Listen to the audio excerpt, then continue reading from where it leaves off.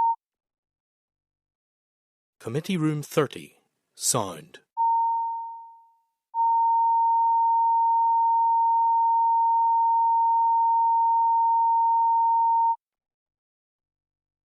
Committee Room 30. Sound.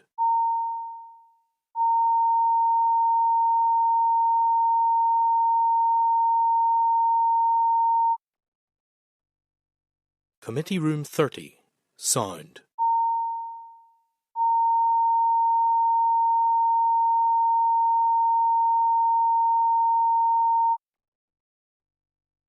Committee Room 30. Sound.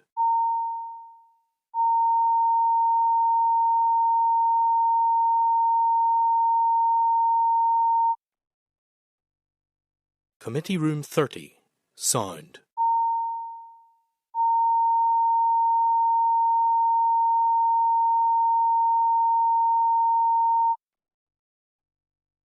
Committee Room 30. Sound.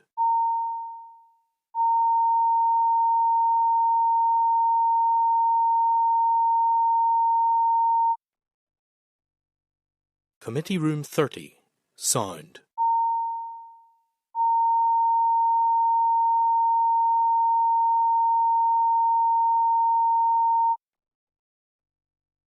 Committee Room 30.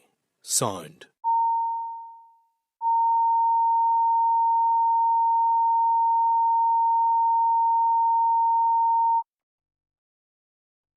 Committee Room 30. Sound.